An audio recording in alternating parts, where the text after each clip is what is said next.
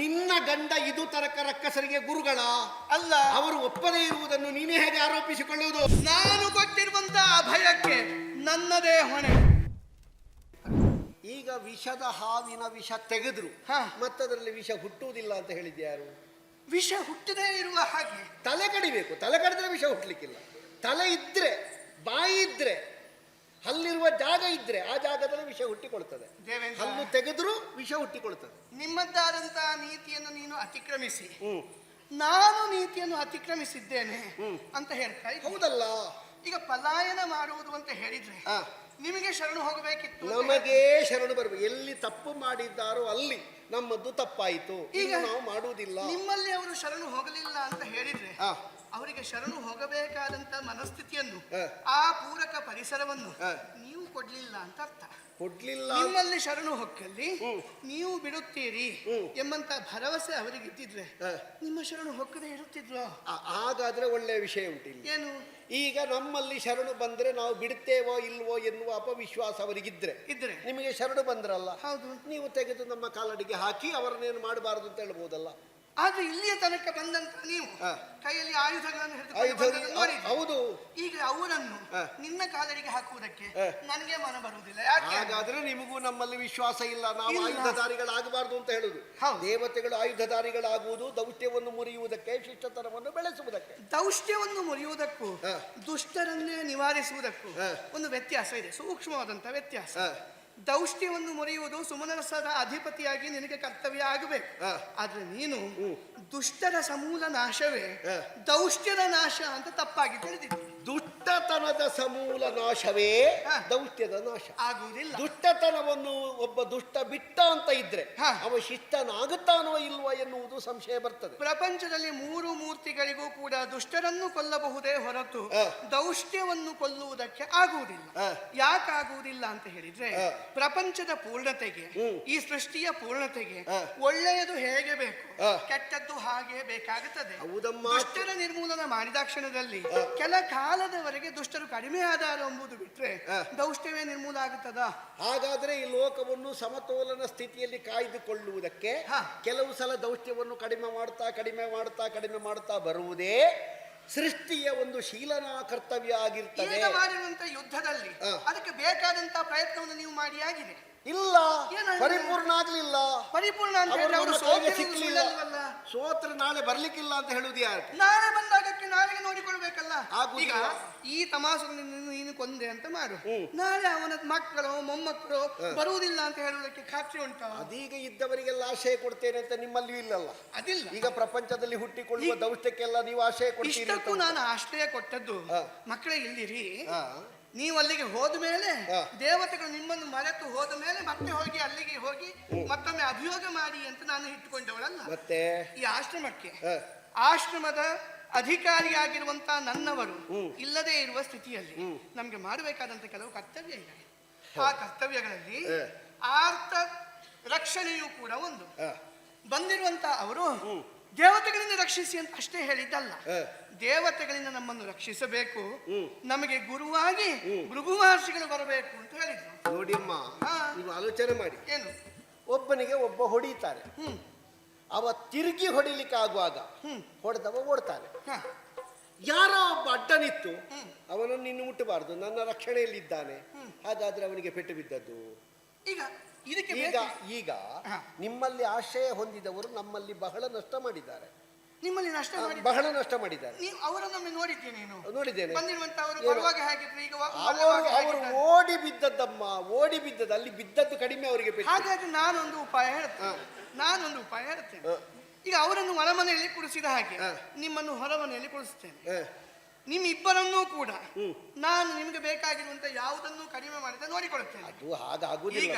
ಲೋಕ ನಿಯಂತ್ರಕವಾಗಿ ಬಂದಿರುವಂತ ತಮಾಸುರನಿಗೆ ಅವ ಕೇಳಿದಂತ ಗುರುವನ್ನು, ಅವ ಕೇಳಿದಂತ ರೀತಿಯಲ್ಲಿ ಅವನಿಗೆ ಬೇಕಾದಂತ ಅನುಗ್ರಹವನ್ನು ಮಾಡಬೇಕಾದವರು ನಮ್ಮವರು. ಅವರ ಅನುಪಸ್ಥಿತಿಯಲ್ಲಿ ನಮ್ಮವರನ್ನು ಕೇಳಿಕೊಂಡು ಮನೆಗೆ ಬಂದಿರುವಂತ ಈ ಆಗಂತುಕರಿಗೆ ನಮ್ಮವರನ್ನು ತೋರಿಕೊಡುವ ತನಕ ಆಯುಷ್ಯ ಇರುವಂತೆ ನೋಡಿಕೊಳ್ಳಬೇಕಾದಂತ ಹೊಣೆಗೆ ನಾನು ಹೆಗಲು ಕೊಟ್ಟಿದ್ದೇನೆ. ನೀನು ಕೂತ್ಕೊಂಡು ಕಾಯಿ, ನನ್ನವರು ಬರುವ ತನಕ ಆಗುವುದಿಲ್ಲ ಅಂತ ಈಗ ನೀನು ಹೇಳಿದ ಒಂದು ಪಕ್ಷವನ್ನು ಒಪ್ಪಿಕೊಳ್ಳಬಹುದು. ಈಗ ನಿನ್ನಲ್ಲಿಗೆ ನೇರ ಬಂದ್ರು, ನಿನ್ನ ಗಂಡನನ್ನೇ ಗುರುವಾಗಿಸಬೇಕು ಎನ್ನುವ ಭಾವ ಉಂಟು, ನಮಗೊಂದು ರಕ್ಷಣೆ ಕೊಡಬೇಕು ಅಂತ ಕೇಳಿದ್ರೆ ಸರಿ ಸರಿ. ಆದರೆ ನಿನ್ನಲ್ಲಿ ಕೇಳುವವರು, ನಿನ್ನ ಗಂಡನನ್ನು ಗುರುವಾಗಿ ಒಪ್ಪುವವರು ಮೊದಲು ನಮಗೆ ಅನ್ಯಾಯ ಮಾಡಿದ್ದಾರೆ, ಆ ಲೆಕ್ಕಾಚಾರ ಪೂರ್ತಿಯಾಗದೆ ಅವರನ್ನು ಬಿಟ್ಟು ಕೊಡ್ಲಿಕ್ಕೆ ಆಗುವುದಿಲ್ಲ.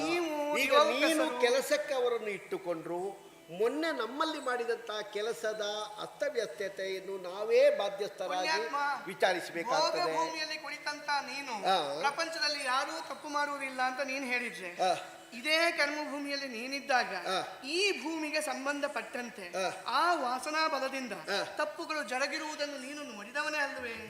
ಹಾಗಿರುವಾಗ ಆದ್ರೆ ಈಗ ನನ್ನ ಜಾಗ ಯಾವುದು? ಈಗ ನನ್ನ ಜಾಗ ಯಾವುದು? ನಾ ತ್ರಿವಿಷ್ಟಪ್ಪ, ಲೋಕಮೂರರ ಪಾರುಪತ್ಯ ನನಗುಂಟು. ಕೇವಲ ಇಟ್ಟು ಉದ್ದಾಗಲದ ಆಶ್ರಮವಾಸಿನಿಯಾದ ನೀನೇ ಇಲ್ಲಿಗೆ ಬಂದವರನ್ನು ನಾ ಬಿಡುವುದಿಲ್ಲ ಅಂತ ಹೇಳಿದ್ರೆ, ಲೋಕದ ಅನೇಕ ಮಂದಿಗಳನ್ನು ತಿದ್ದಿ ತೀಡಿ ಒಂದು ಶಾಸನವನ್ನು ಕೈಗೊಳ್ಳಬೇಕಾದ ಪಾಕಶಾಸನನಾದ ನಾನು ನಿನ್ನ ಮನೆ ಅಂಗಳದಲ್ಲಿ ಕೈಕಟ್ಟಿ ಕೂತ್ಕೊಳ್ಬೇಕು ಅಂತ ನೀ ಹೇಳಿದ್ರೆ ಆ ವ್ಯಾಪ್ತಿ ಸ್ವಲ್ಪ ಹೆಚ್ಚಾಗ್ಲಿಲ್ವಾ? ನೀನು ನನ್ನ ವ್ಯಾಪ್ತಿಯನ್ನು ನಿರ್ಧರಿಸಬೇಕಾದಂತ ನನ್ನ ಪತಿ ಬರುವಲ್ಲಿಯ ತನಕ ನನ್ನ ವ್ಯಾಪ್ತಿಯನ್ನು ನಿರ್ಧರಿಸುವುದಕ್ಕೆ ಸುರಪಾಲನಿಗೂ ಬಿಡ್ಲಿಕ್ಕಿಲ್ಲ. ನಾನೇನು ನಮ್ಮಿಂದ ಸಾಲ ತಕೊಂಡವರಿಗೆ ನೀ ರಕ್ಷಣೆ ಕೊಟ್ಟರೆ ನಾವು ಸಾಲ ಬಿಡ್ಬೇಕು ಅಂತ ಹೇಳ್ತೀವಿ. ಏನ್ ಮಾಡ್ತಿ?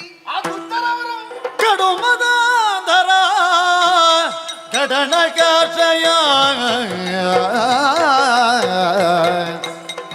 ಕೊಡುವ ಠಾವಿಗಾವ ನೀತಿ ಬಿಡನು ದುರುಳರ, ಕೊಡುವ ಠಾವಿಗಾವ ನೀತಿ ಬಿಡೆನು ದುರುಳರ.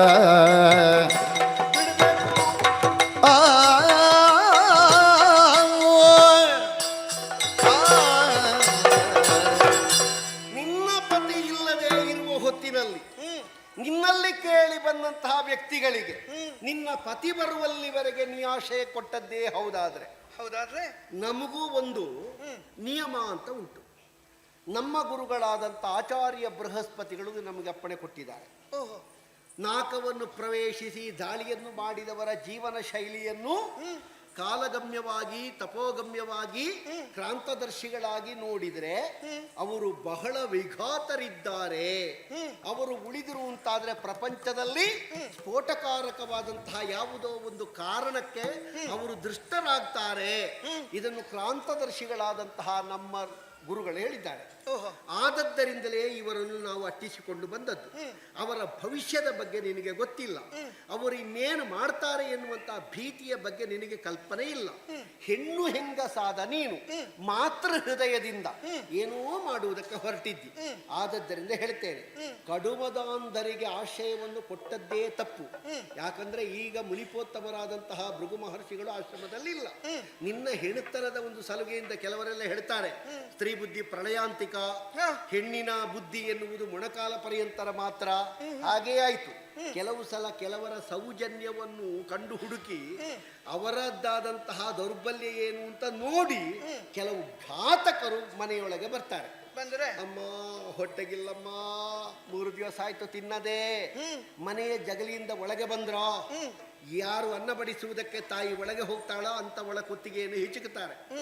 ಹಾಗಾದ್ರೆ ಗಂಡಸರು ಮನೆಯಲ್ಲಿ ಇಲ್ಲದೆ ಇರುವಾಗ ಇಂತಹ ಪಾಪಿಗಳನ್ನೆಲ್ಲ ಮನೆಯೊಳಗೆ ಬಿಟ್ರೆ ಅವರ ಮರಣವೂ ಆಯಿತು ಅಂತಾದ್ರೆ ತ್ರಿವಿಷ್ಟಪನಾದ ನಾನು, ಪರೋಕ್ಷ ಪ್ರಿಯನಾದಂತಹ ನಾನು, ವೈಮಾನಿಕನಾಗಿ ಲೋಕವನ್ನು ನೋಡಬೇಕಾದಂತಹ ನಾನು ಒಬ್ಬ ದೃಷ್ಟನಾಗ್ತೇನೆ, ಸಾಕ್ಷೀಗಾರನಾಗ್ತೇನೆ.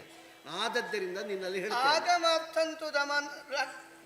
ಆಗಮಾರ್ಥಂತು ದೇವಾನಾಂ ದಮನಾರ್ಥಂತು ರಕ್ಷಸ. ಇದೇ ನುಡಿಯನ್ನಾಡಿ ಅನುದಿನ ಘಂಟಾಮಣಿಯನ್ನು, ಘಂಟಾನಾದವನ್ನು, ಶಂಖಾನಾದವನ್ನು ಮಾಡುವವರು ನಾವು. ಬಂದಂತ ಆತ ಆಶ್ರಮದ ಮರ್ಯಾದೆಯನ್ನು ಮೀರದಂತೆ ಆಶ್ರಮದ ಒಳಗೆ ಭೃಗು ಮಹರ್ಷಿಗಳಿಲ್ಲ ಅಂತ ದೂರ ನಿಂತು ನನ್ನ ಅನುಮತಿಯನ್ನು ಕಾದು ನನ್ನ ಕಾಲಿಗೆ ಬಿದ್ದು ಒಳ ಬಂದಿದ್ದ. ನೀನು ಯಾರನ್ನು ರಾಕ್ಷಸ ಅಂತ ಕರಿತೀಯೋ ಅವ ದೇವತೆಗಳಂತೆ ವ್ಯವಹಾರವನ್ನು ಮಾಡಿದ್ದ. ಸ್ವಯಂ ದೇವತೆಯಾದಂತ ನೀನು ಅವರೊಂದಿಗೆ ಹೋರಿದಂತ ಭರದಲ್ಲಿ ಅವರಲ್ಲಿರುವಂತಹ ರಾಕ್ಷಸತ್ವವನ್ನು ತಾನೇ ಆರೋಪಿಸಿಕೊಂಡವನಂತೆ ಇಲ್ಲಿ ನಮ್ಮೆಲ್ಲ ನಿಯಮಗಳನ್ನು ಮೀರಿ ನಮ್ಮವರನ್ನು ಬಡಿದು ಒಳಬಂದು ನನಗೆ ಎಚ್ಚರಿಕೆಯ ಮಾತುಗಳನ್ನು ಪಾತ್ರದ ವಿವೇಚನೆಯನ್ನು ಬಿಟ್ಟು ನಿನ್ನ ವ್ಯಾಪ್ತಿ ಗೌರವವನ್ನು ಉಳಿದು ತನಗೆ ಇಟ್ಟು ಮಾಡುವುದಕ್ಕಾಗುತ್ತದೆ ಅಂತ ನೀನೆಲ್ಲಿಯಾದರೂ ಅಧಿಕಾರವನ್ನು ಸುರಪಾಲ ಮುಖಗಳು ಹಲವಿರುತ್ತದೆ ನಿನ್ನ ಗುರುವಾಗಿರುವಂತಹ ಬೃಹಸ್ಪತಿಗಳು ಹೇಳಿದ್ದೇ ಸರಿ ಅಂತಾದ್ರೆ ಪ್ರಪಂಚಕ್ಕೆಲ್ಲ ಬೃಹಸ್ಪತಿ ಅವರ ಸಂಹಿತೆ ಮಾತ್ರ ಇರಬೇಕಿತ್ತು ಯಾಕೆ ಭೃಗು ಸಂಹಿತೆಯು ಬೇಕಾಗುತ್ತದೆ ಹಾಗಾಗಿ ಒಂದೇ ವಿಷಯವನ್ನು ಹಾಗಾದ್ರೆ ನಿನ್ನ ಒಂದು ವಾದವನ್ನು ನನಗೆ ಒಪ್ಲಿಕ್ಕೆ ಬರುವುದಿಲ್ಲ ತಾತ್ವಿಕವಾಗಿ ನೀನು ಆಚಾರ್ಯ ಬೃಹಸ್ಪತಿಗಳ ನೀತಿಯನ್ನು ನೀನು ಬೀರ್ತಿ ಭೃಗು ಸಂಹಿತೆಯನ್ನು ನೀನು ಒಪ್ಪುವುದಕ್ಕೆ ರಾಕ್ಷಸರಿಗೆ ಆಶಯವನ್ನು ಕೊಟ್ಟಿದ್ದಿ ಅಂತಾದ್ರೆ ಒಂದು ಪಕ್ಷದಿಂದ ಅವರನ್ನು ಬೆಂಬಲಿಸ್ತಿ ಅಂತಾಯ್ತು ನಿನ್ನ ವಾದದ ಮುಖ ಅಲ್ಲಿಗೆ ಬರ್ತದೆ ಆಚಾರ್ಯ ಬೃಹಸ್ಪತಿಗಳು ಹೇಳಿದ್ದನ್ನೇ ಒಪ್ಪಿಕೊಳ್ಬೇಕು ಅಂತ ಇಲ್ಲ ಲೋಕದಲ್ಲಿ ಅವರು ಮಾತ್ರ ಅಲ್ಲ ನಿನ್ನ ಗಂಡ ಇದು ತರಕ ರಕ್ಕಸರಿಗೆ ಗುರುಗಳ ಅಲ್ಲ ಅವರು ಒಪ್ಪದೇ ಇರುವುದನ್ನು ನೀನೇ ಹೇಗೆ ಆರೋಪಿಸಿಕೊಳ್ಳುವುದು ಒಪ್ಪುತ್ತಾರ ಬಿಡುತ್ತಾರ ಅಂತ ನಿರ್ಧಾರ ಮಾಡಬೇಕಾದ್ದು ನನ್ನ ಅದು ಮತ್ತೆಲ್ಲ ಮೊದಲು ನಮಗೆ ಅವರನ್ನು ಕಾಪಿಡಬೇಕಾದದ್ದು ನನ್ನ ಹೊಣೆ ಅವರನ್ನು ಶಿಕ್ಷಿಸುವ ನೆಲದಲ್ಲಿ ನನಗೆ ನೆಲೆ ಕೊಡದೇ ಇದ್ರೆ ಇನ್ನೊಂದು ಶಿಕ್ಷಿಸಬೇಕಾದದ್ದು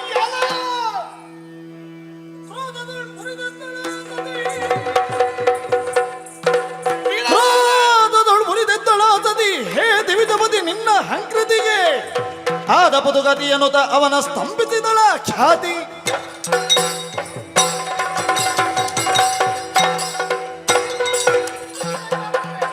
ಅತಿಕ್ರಮಣ ಮಾಡಿ ಬಂದಿರುವಂತಹ ಸುರಪಾಲ ಅಧಮನಂತೆ ನಡೆದುಕೊಳ್ಳುವುದಕ್ಕೆ ಮುನ್ನುಗ್ಗಿ ಬಂದ್ರೆ ನಾನು ಕೊಟ್ಟಿರುವಂತಹ ಅಭಯಕ್ಕೆ ನನ್ನದೇ ಹೊಣೆ ನನ್ನ ಪಾತಿವ್ರತ್ಯ ಸತ್ಯ ಹೌದು ಅಂತಾದ್ರೆ ಮೃಗಗಳನ್ನು ನಾನು ಸೇವಿಸಿದ್ದು ಸತ್ಯ ಹೌದು ಅಂತಾದ್ರೆ ನನ್ನನ್ನು ಹೊರೆಯುವುದಕ್ಕಾಗಿ ಯಾರಲ್ಲಿ ವದಾರ್ಹತೆ ಇಲ್ಲವೋ ಅಂತಹ ಹೆಣ್ಣಿನ ಮೇಲೆ ವದಾರ್ಹರಾಗುವುದಕ್ಕೆ ಕೈ ಎತ್ತಿದ ನಿನ್ನ ಕೈ